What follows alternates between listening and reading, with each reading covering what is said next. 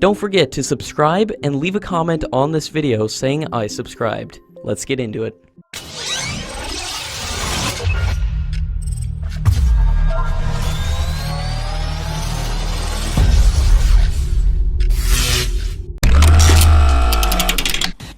According to latest reports, the Indian Army has initiated a bid to procure 360,000 carbines and has issued a supplementary request for information in the wake of the finalization of a contract for 94,000 units of Kar 816 carbines that was initiated last year.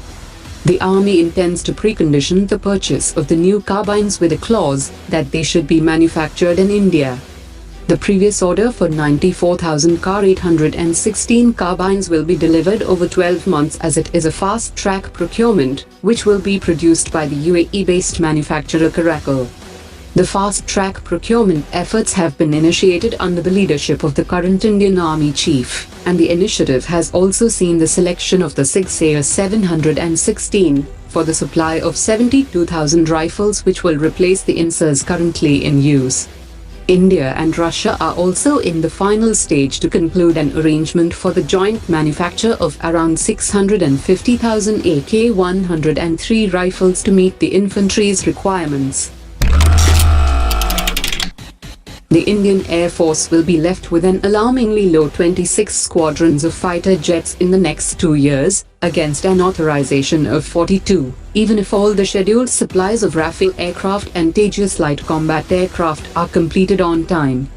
The Pakistan Air Force will have 25 fighter squadrons, while the Chinese Air Force is estimated to have the capacity to bear 42 squadrons around the same time. At the current projections, the number of fighter squadrons will come down to 21 by 2037 and 19 by 2042. The plan is to procure 18 squadrons of Tejas Mark I and Mark II, and 6 squadrons of a foreign fighter aircraft, for which an initial inquiry was issued last year. The delay in production of the indigenous Tejas light combat aircraft has also contributed to the depletion of fighter squadrons.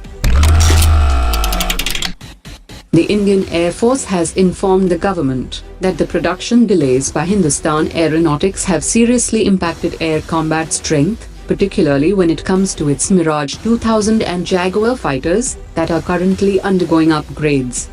The upgrade of 47 Mirage 2000 fighters was signed in July 2011, and HAL has delivered only 6 upgraded jets till now.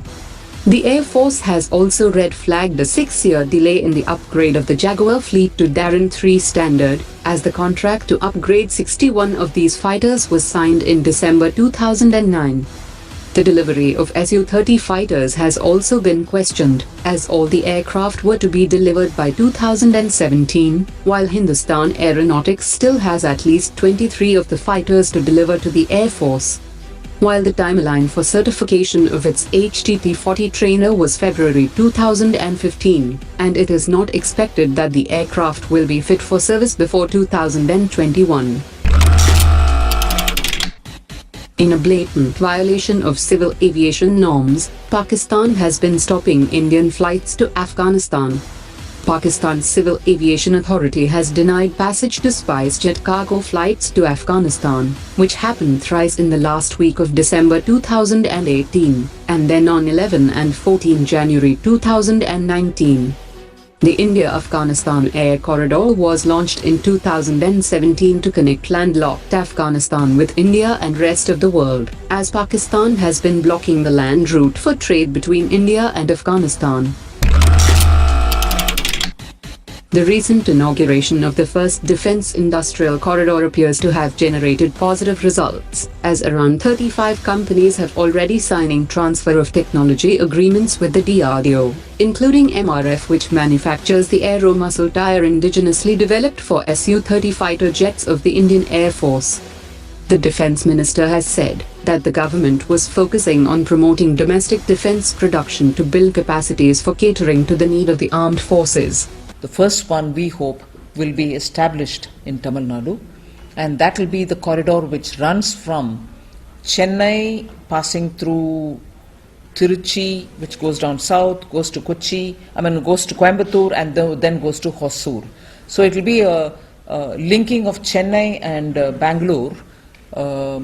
Between the two places, in a sort of a V shape, you have all the small and medium manufacturers who have already made a very big difference. Of course, you know, the auto hub is there, the tank factory is there, L&T's Kattupalli is there.